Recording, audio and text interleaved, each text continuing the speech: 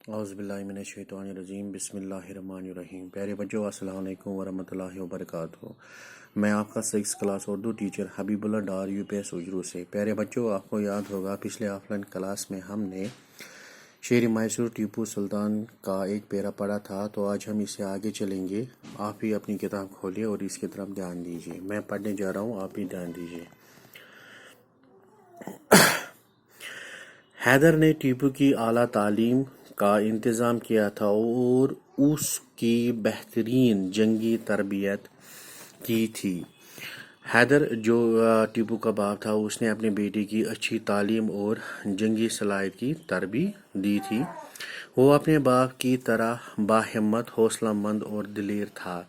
वो अपने ही बाप की तरह हिम्मतमंद, हौसला रखने वाला दिलेर था। सैर व तफरीह में भी टीपू को शेर का शिकार बहुत पसंद था। जब वो शेर के लिए जाते थे तो टीपू को भी अच्छी तरह से शेर का शिकार करना पसंद था। वो तलवार से शिकार करते थे। शेर को बंदूक से मारना वो बुज़दिली समझता था। टीपू समझता था अगर हम शेर को बंदूक से मारे तो ये बुज़दिली है, उसे मुकाबला करके उसे तलवार से हराया जा सकता है। उसके तख्त नशीन होने से पहले का वाक़ा है कि एक रोज़ टीपू एक फ्रांसी अफसर के साथ शिकार को गया। जब वो तख्त पे नहीं बैठा, तख्त नशीन का मतलब जब वो बादशाह नहीं बना था, उससे पहले का वाक़ा है। वो अपने दोस्त फ्रांसी अफसर के साथ शिकार के लिए गया था। शेर सामने आया तो अफसर ने बंदूक तान ली। जब शेर उनके सामने खड़ा हो गया तो ये जो इसका दो अफसर दोस्त था, उसने बंदूक अपने हाथों में ली और उसको निशाना लगाने पर लगा। टीपू ने उसको रोक दिया। तो टीपू ने क्या किया, उसको रोक दिया। उधर शेर तेजी से उन दोनों पर लपका। शेर उनकी तरफ आया, उन पर झपटने लगा। टीपू ने बिजली की सी तेजी के साथ झपट कर शेर पर वार किया और तलवार के एक ही वार से शेर की चारों टांगे उसके जिस्म से अलग कर दी।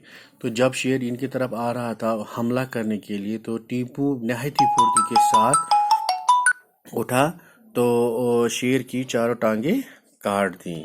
फ्रांसी अफसर ये देखकर दंग रह गए। जो उसका दोस्त था, उसने जब ये मंजर देखा तो वो हैरान हो गया।